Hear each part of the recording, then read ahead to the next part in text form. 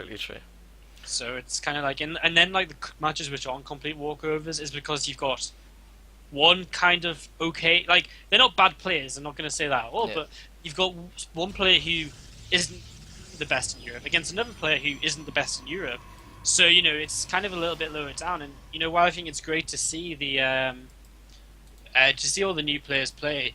When there's so much other stuff going on, it's just so hard to keep up with. It's exact same in America as well. Yeah, that's definitely true. Well, that is definitely true. So the first gas has been down for our red barcode and also for our yellow Protoss. It's just simple 13 gate for both players right now, and I'm interested to see there is going to be a second gas put down here. So this indicates some sort of heavy gas play. Now I want to see, does he put 2 or 3 probes on the gas stages? This is going to be the tell of what exactly is going to be happening here.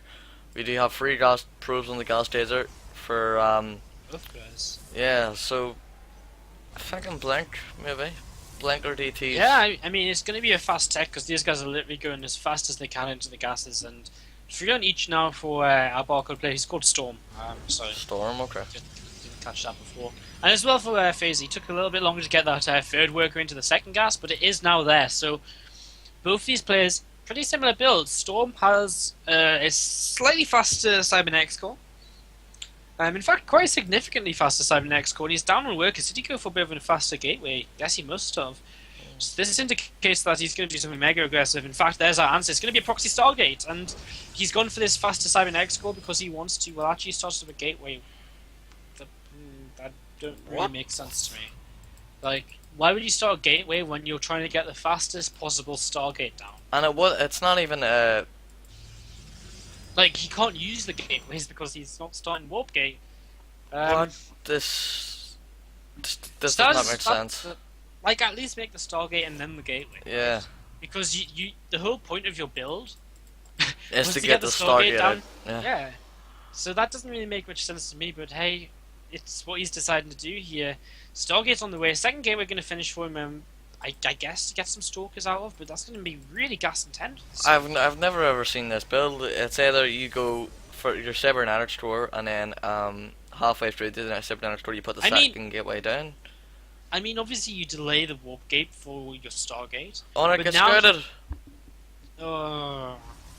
This is so good for Phaser because It oh my cancels god.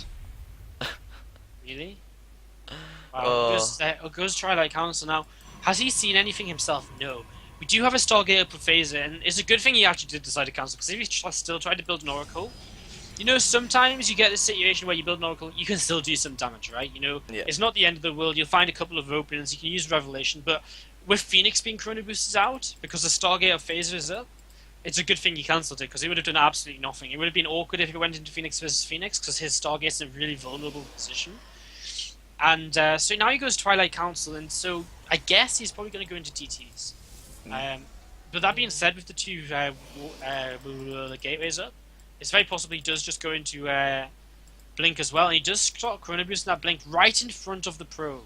So it's not going to be a trick. He is going to go into Blink, and this is going to work out quite well for him, because, I mean, one of the good answers to Stargate is, of course, a Blink play. And there's the DT Shrine as well, so he's going for both, and hiding this DT Shrine to the top right-hand side of the map. Trying to get all the stacks here.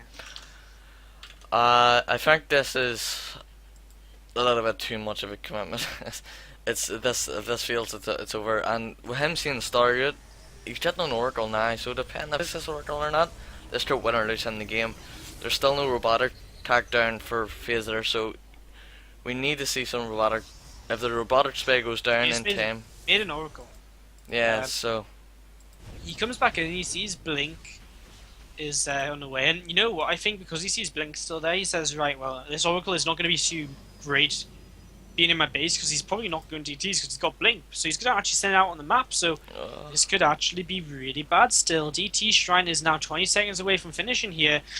These Phoenixes, I'm not sure what they just picked up and killed off, but they killed off something, and they will get out. There's not too much damage being done here though, and my main worry is that the Dark Shrine is now finishing. We've got another proxy pylon coming up here.